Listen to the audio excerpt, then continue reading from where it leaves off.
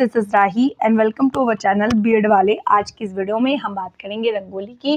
देखिए शायद पहले भी मैं इसकी एक वीडियो दे चुकी हूँ, लेकिन इस वीडियो में हम एक सिंपल सी लैंग्वेज में समझेंगे क्योंकि ये कक्षा 8 की बुक से मैंने लिया हुआ है। मुझे लगा क्योंकि ये टॉपिक हम बीएड करके या डीएलएड करके या माध्यमिक स्तर पर पढ़ाते हैं, प्राइमरी लेवल पर पढ़ाते हैं या हायर में पढ़ाते हैं, तो चित्रकला का अपना ही एक इम्पॉर्टेंट रोल होता है और ख़ासकर माध्यमिक स्तर के बच्चों के लिए बहुत ज़्यादा इम्पॉर्टेंट कला रहती है। वैसे तो सभी स्तर के लिए कला का मतलब योगदान रहता है, इम्पॉर्टेंस रहती है, लेकिन जो माध्यमिक स्तर है, जो प्राइमरी लेवल है, यानी हम कह सकते हैं फर्स्ट से फिफ्थ या सिक्स से एट्थ तक के लिए ये बहुत ज़्यादा इम्पॉर्टेंट होती है। ठीक है, तो मैंने उसकी कुछ किताबों का एनालिसिस किया था 6, 7, 8 की, तो मुझे कुछ चीज़ें ऐसी मिली हैं जो आर्ट एंड ड्रामा का जो हमारा सिलेबस है उसमें मेंशन मुझे दिखाई दी थी। मतलब आपके सिलेबस में आर्ट एंड ड्रामा के बीएड फर्स्ट ईयर में मैंने देखी थी, तो चाहे वो प्रैक्टिकल में लिखा हुआ हो या फिर थ्योरी में, अगर प्रैक्टिकल में भी कुछ चीज़ें लिखी हुई हैं, आप लोग देख पा रहे होंगे अपने सिलेबस में,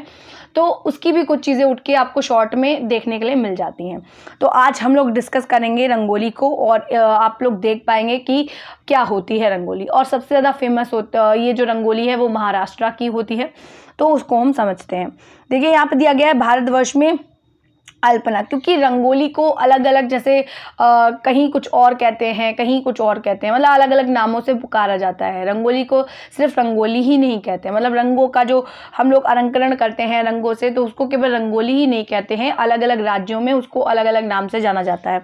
तो अल्पना या रंगोली काफ़ी लोकप्रिय है। हमारी भारतीय संस्कृति को ये महान विशेषता है कि शुभ अवसरों पर, शादी विवाह पर, राष्ट्रीय पर्व पर, अपने घर में जन्मदिन के शुभ अवसर पर 7 रंगों की गुलाल से रंगोली बनाकर अपने मन की भावना से आने वाले अतिथियों का बिना बोले ही क्या होता है, स्वागत करते हैं। अब देखिए इतनी आसान लैंग्वेज में लिखी हुई है कि जब आप वो रंगोली बना देते हैं तो बिना ही कुछ कहे उसे पता चल जाता है कि हमारे जो है स्वागत में ये तैयारियां चल रही हैं, हमारे स्वागत के लिए बनाई गई हैं।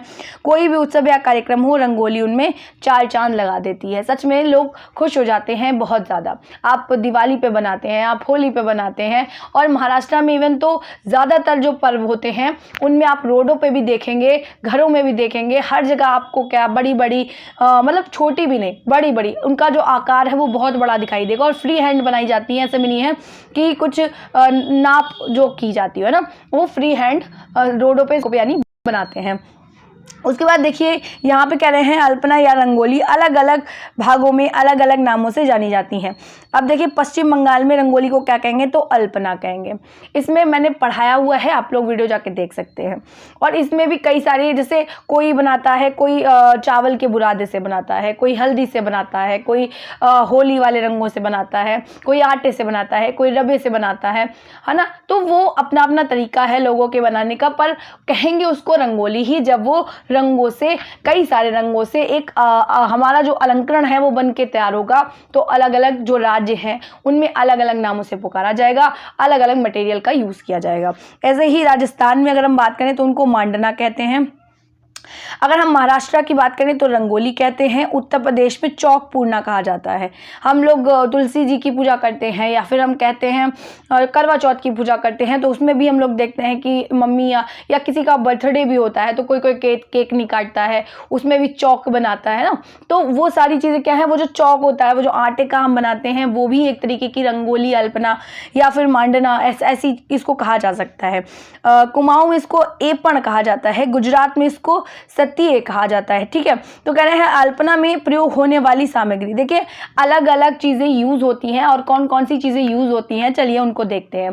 ठीक है, क्योंकि अलग अलग स्टेट में अलग अलग तरीके से बनाई जाती है, तो इनमें से ही चीज़ों का यूज़ करके रंगोली को बनाया जाता है। सबसे पहले अगर हम देखें तो आता है मार्बल पाउडर, यानी जो डस्ट होती है, जो चौक को घिस के भी उसको कलर करके हम उसका यूज़ कर सकते हैं। उसके बाद सूजी का यूज़ कर सकते हैं। लकड़ी का बुरादा जो हम लोग देखते हैं मार्केट में, ज़्यादातर लोग उन रंगों का भी प्रयोग करते हैं। जो लकड़ी के बुरादा है उसको कलर करके मार्केट में पैकेट्स में आते हैं, या लोग ऐसे भी बुरादे का यूज़ करते हैं अपने आप से बना के। ठीक है, फिर कह रहे हैं विभिन्न प्रकार के गुलालों का आप देखते ही हैं जो और होली वाले रंग होते हैं। गेरू, रामरज, चावल का पिसा हुआ सूखा आटा, चाय की चलनी, जो कि नहीं होनी चाहिए, या फिर कोई कोई छन्नी का भी यूज़ करता है। फिर कहना है गोला बनाने के लिए चौक या खड़िया, सुतली या धागा, ठीक है। तो हम क्योंकि गोला खींचेंगे तो आड़ा टेढ़ा ना खींचे, ये सारी चीज़ें ध्यान रखनी होती हैं। एवं विभिन्न प्रकार के स्टेंसिल फॉर्म बनाकर प्रयोग कर सकते हैं। देखिए कुछ तो फ्री हैंड बनाते हैं, लेकिन कुछ लोगों को आजकल मतलब इतना जो तरक्की की है, मतलब लगातार प्रोग्रेस यानी प्रगति होती जा रही है, तो हम देखते हैं कि कई सारे खांचे बन के आते हैं। तो जो डिज़ाइंस है वो बन के आती हैं, हम उसके ऊपर रंग डालते हैं, तो अलग अलग तरीके के वो जो बूटे प्रिंट होते हैं ना, तो वो अपने आप से, आपको ज़्यादा मेहनत की ज़रूरत नहीं पड़ती है, कम खर्चा और चर्चा वाला हाल है ना। तो हम रंगों को डालते हैं और वो आकृति जो भी उन चलनियों में या फिर जो उन खांचों में बनी होती है वो नीचे के लिए उतर आती है। तो ये सारी चीज़ें यूज़ की जाती हैं। कहीं ना कहीं सबका मिश्रण यूज़ किया जाता है, कहीं चावल के आटे का, कहीं रंगोली वाले रंगों का, है ना। तो ये सारी चीज़ें यूज़ करके हम रंगोली को बनाते हैं, जिससे कि वो बहुत सुंदर दिखाई देने लगती है। कहना है इस आलेखन का उपयोग धार्मिक मांगलिक उत्सवों पर माताएं बहनें अपने घरों के आंगनों, दीवारों, दरवाजों या खिड़कियों पर गुलाल, मार्बल पाउडर, चावल का आटा, लकड़ी का बुरादा रंग कर विभिन्न प्रकार के आलेखन बनाती हैं। उसी को अल्पना या रंगोली कहा जाता है, ठीक है। अब देखिए कर दिया, देखिए मेंशन किया गया कि महाराष्ट्र में रंगोली का विशेष प्रचलन है। अगर आपने अच्छे से पढ़ाई की है 12th तक, तो आपको कुछ भी पढ़ने की जरूरत नहीं है, बट हम पढ़ते ही नहीं है ठीक से। अब देखिए ये कक्षा 8 की बुक में दिया गया और आपके बीएड में काम आएगा। कहते हैं वहाँ पर प्रतिदिन अपने अपने घरों में रंगोली बनाते हैं। अच्छा, रंगोली का जो कॉन्सेप्ट है वो ज़्यादातर हिंदू धर्म वाले मनाते हैं, हालांकि हो सकता है और धर्म में, पंजाबी धर्म में शायद बनाई जाती हो मे बी, तो लेकिन जो मुस्लिम्स हैं या फिर और कोई अन्य लोग हैं वो इतना यूज़ नहीं करते, मतलब हो सकता है बहुत कम मात्रा में यूज़ करते हो, लेकिन अधिकतर ये जो हिंदू धर्म है, उस जो हमारा सनातन धर्म है, उसी में जो है रंगोली का प्रयोग अधिकतर देखा जाता है, ठीक है। इतना हुआ। उसके बाद हम देखेंगे कुछ उदाहरण। देखिए ये इस तरीके की रंगोली होती है, आप देख पा रहे हैं ये इस तरीके से। हमारे घर में हम शुभ चिन्हों को बनाते हैं, जैसे ओम का यूज़ करते हैं, स्वास्तिक का यूज़ करते हैं, आपने देखा होगा, या फिर हम कई तरीके के और हमारे शुभ चिन्ह होते हैं ना, तो वो श्री लिख देते हैं ना, श्री गणेश करके लिखते हैं, और शुभ लाभ लिख देते हैं। तो ये सारी चीज़ें क्या है, या जय माता दी जो भी मेंशन कर पाते हैं, गणेश जी की मूर्ति बना देते हैं जैसे बनाई हुई है, या फिर कोई भगवान की मूर्ति हम बना पाते हैं तो बना देते हैं।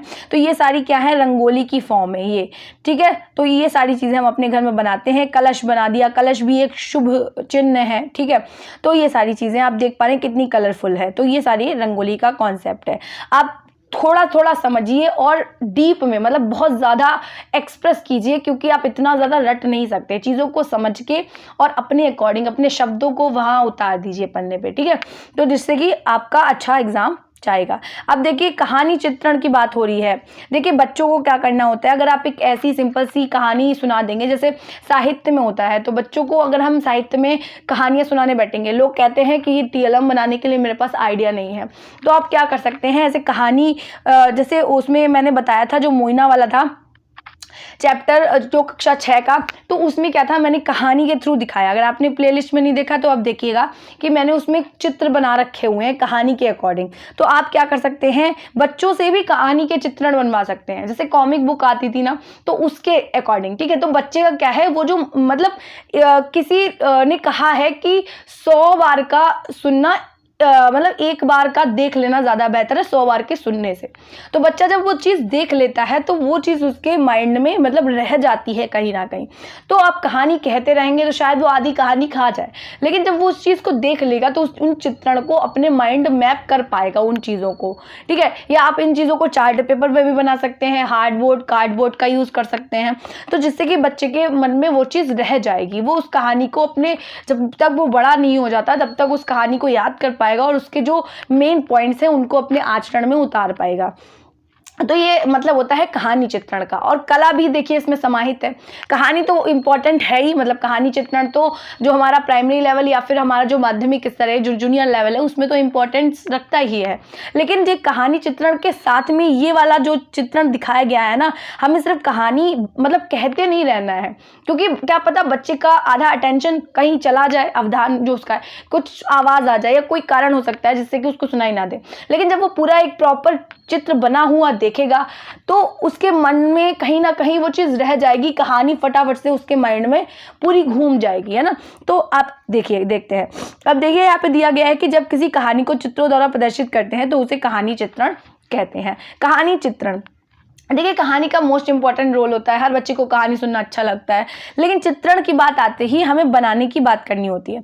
अब देखिए कह रहे हैं क्रियात्मक निम्न विषयों पर कहानी चित्रण, जैसे मुर्गी और लालची मनुष्य, तो देख के ही हम समझ पाएंगे, चित्र को देख के ही अंदाजा लगा पाएंगे, या हम क्या ऐसा भी कह सकते हैं, कर सकते हैं, एक्टिविटी करवा सकते हैं कि कोई हम चित्र बना के ले गए और बच्चों से कहेंगे इन चित्रों को देखकर आप कहानी बनाइए। तो बच्चा अलग अलग बच्चा अपना अपना मतलब माइंड लगाएगा, तर्क लगाएगा और एक कहानी तैयार करेगा। किसी बच्चे को कुछ दिखेगा, किसी बच्चे को कुछ दिखेगा। ऐसे ही यहाँ पे दूसरा दिया गया है शेर और चूहा, चापलूस लोमड़ी और मूर्ख कौवा। छोटी छोटी कहानियों को बच्चे चित्रण द्वारा प्रदर्शित कर सकते हैं। किसी भी कहानी का चित्रण करते समय कहानी का ज्ञान होना आवश्यक है। उसके बाद उसे कम से कम भागों में विभाजित करके उनके चित्रण बनाने चाहिए, जिससे कि कम से कम चित्रों में पूरी कहानी समझ आ सके। ठीक है, अब ऐसा नहीं है कि आपने इतने सारे चित्र बना दिए कि बच्चों को कहानी समझ में ही नहीं आ रही है। उनका सीक्वेंस होना ज़रूरी है, उनमें नंबरिंग होना ज़रूरी है, उनकी जो कलरिंग है उसका ध्यान रखना भी ज़रूरी है। अपने किए हुए हैं, मतलब जहाँ पे आपको सुबह दिखानी थी आपने डल कलर यूज़ किए हुए हैं, जहाँ पे आपको रात दिखानी है वहाँ पे आपने ब्राइट कलर यूज़ किए हुए हैं। तो इस बात का ध्यान भी आपको रखना पड़ेगा, वरना जो चीज़ आप प्रेजेंट कर रहे हैं वो बच्चे के लिए बहुत ज़्यादा इम्पोर्टेंस रखती है वो चीज़, क्योंकि वो उसकी पूरी ज़िंदगी का सवाल हो जाता है ना, मतलब पूरे जीवन का सवाल हो जाता है, वो उस चीज़ को अप्लाई करेगा अपनी जीवन में। ठीक है, तो ये सारी चीज़ें हैं। उसके बाद ये कहानी चित्रण हो गया। उसके बाद हम देखेंगे कुछ और चीजें। कहना है जो सौंदर्यानुभूति है, अब हम इसमें कोलाज को देखेंगे। कहना है बालक की कल्पना शक्ति तथा कलात्मक अभिरुचियों का ज्ञान उनके द्वारा बनाई गई विभिन्न कलाकृतियों से प्राप्त होता है, जैसे कि वह पेंसिल के छिलके, सूखे पुष्प एवं पत्तियां और अनुपयोगी जो वस्तुएं हैं जैसे पुराने मोजे, कपड़ों का कतरन, रुई, ऊन। हम लोग बचपन में शायद आप लोगों ने भी किया होगा, मुझे तो पता नहीं, बट मैंने ज़रूर किया था। वो जो भिंडी होती है उसको काट के मैंने उसके जो ठप्पे हैं उसकी मतलब छाप लगाई है। ऐसे ही हाथों पे कलर लगा के हम हाथों के हथेली जो होते हैं उसकी छाप लगाते हैं, या फिर जो छोटी छोटी कतरन होती है उसको चिपका के पेड़ बनाया है, या बटन से पेड़ बनाया है, या कोई भी हमारे जो सूखे पत्ते हैं उनसे बनाया है, छिलके हो गए पेंसिल के तो उससे पेड़ बना सकते हैं। तो इससे क्या है, बच्चे का की जो सृजनात्मकता है उसका विकास होता है। ये सारी चीज़ें जो कला हैं वो बच्चों को प्रोत्साहित करती हैं आगे कुछ करने के लिए, और जीविकोपार्जन में भी सहायता करती हैं। वो बच्चा कुछ नया क्रिएट कर सकता है, कुछ कर सकता है आगे अपने जीवन में, तो ये सारी चीज़ें प्रोत्साहित करती हैं। फिर कह रहे हैं जो हमारा पत्रिकाओं में चित्र काटकर चिपकाना, कलात्मक एवं सजीव रूप तैयार करना देना क्या कहलाता है, सौंदर्यानुभूति के अंतर्गत आता है। बालक निम्न माध्यम से अपनी कला का प्रदर्शन करता है। अब देखिए यहाँ पे कोलाज दिया गया है। कह रहे हैं कोलाज कोई चित्र माध्यम नहीं है, वरन चित्र बनाने का एक प्रकार है जिसमें पत्र पत्रिकाओं के कतरन, कपड़ों के कतरन आदि को धरातल पर चिपकाकर या मूल रूप से रंग करके आकृतियों को पूर्ण करते हैं। ठीक है, मतलब अलग अलग हमने काट लिया, किसी का चित्र काट लिया, किसी का अखबार की कटिंग ले ली, फोटो ले लिए, हम लोग देखते भी हैं। लेकिन कोलाज के भी कई टाइप है, मैंने इसको भी पढ़ाया है, बट मैंने सोचा दोबारा से 8th क्लास की बुक का जिसकी लैंग्वेज थोड़ी सी आसान है, अगर आप लोगों को आसान लग सकती है तो आप यहाँ से भी देख सकते हैं। नहीं, मैंने एक वीडियो डाल रखी है, उसको भी इधर आप जाके देख सकते हैं। ओके, यहाँ पे कह रहे हैं कि अनुपयोगी सामग्री के द्वारा चित्रण, किसका, जो कोलाज है। कह रहे हैं पहले कागज पर पेंसिल से चित्र बनाकर जो हमारा टस पर जो है वो टेबल लगाकर ऊपर से रस्सी, लकड़ी का छिलका, विभिन्न प्रकार के अनाज डालें तथा अनुपयोगी वस्तुओं को चिपकाकर चित्र को पूर्ण करें। अपना अलग अलग तरीका है, आप जो हमारे वेस्ट मटेरियल है उसका यूज़ करके आप एक कोलाज बना सकते हैं। अभी मैं दिखाऊंगी भी कैसे। धागे द्वारा चित्र बनाना, आप कह रहे हैं सबसे पहले धागे को कई रंगों में या एक रंग में डुबाकर कागज पर विभिन्न तरीके से रखते हैं। फिर से हम लोग देखते हैं, आप लोगों ने देखा भी होगा, धागे को ऐसे राउंड शेप में रखते हैं, देन अचानक से खींच देते हैं तो उसकी एक बहुत सुंदर सी आकृति बनती है। फिर साइड साइड में हम उसमें फोटो भी चिपका सकते हैं तो बहुत ज़्यादा सुंदर लगता है। ऊपर से एक दूसरा कागज रखकर धागा क्या करेंगे का सिरा पकड़कर खींचते हैं, रंग बिरंगा डिजाइन तैयार हो जाता है। बाद में उसे एक कलात्मक रूप देते हैं। रंगों को फैलाकर चित्र तैयार करना, उसमें भी आप देख सकते हैं कि एक कागज को बीच में मोड़कर उसके बीच में विभिन्न गीले रंगों को पास पास निकालते हैं तथा कागज को बंद करके हाथ में दबाकर रंगों को फैलाते हैं, कागज को सीधा करते हैं, आकर्षक डिजाइन तैयार हो जाता है। अब देखिए कई तक हम उन बच्चों को एक्टिविटी करवा सकते हैं। तो इस तरीके से देखिए जो वेस्ट मटेरियल है, जो छिलके हैं पेंसिल का, वो यूज़ कर ही रहे हैं, तो उनका यूज़ करके भी अब क्या कर सकते हैं, बनवा सकते हैं चीज़ों को। और ये कोलाज आप देख ही रहे हैं, कहीं कुछ और है, कोई मैगजीन का यूज़ कर करके या कोई महापुरुषों का चित्र बनवा दे सकते हैं। जैसे आप आधी चीज़ें इसमें बना भी सकते हैं, आधी चीज़ें चिपका सकते हैं, तो वो भी बहुत अच्छा लगेगा, है ना। तो ये सारी चीज़ें हैं। तो अगला, ये तो आप देख ही चुके हैं। तो अगर वीडियो अच्छी लगी हो तो वीडियो को लाइक कीजिएगा, चैनल को सब्सक्राइब कीजिएगा। ये मैंने वीडियो इसलिए बनाई है क्योंकि इसमें मुझे थोड़ी सी आसान लैंग्वेज लगी है, वरना मैं इसके लिए एक वीडियो ला चुकी हूँ। तो अगर वीडियो अच्छी लगे तो वीडियो को लाइक कीजिएगा, चैनल को सब्सक्राइब कीजिएगा। मिलते हैं इसी तरीके की वीडियोज़ के लिए, तब तक के लिए जय हिंद।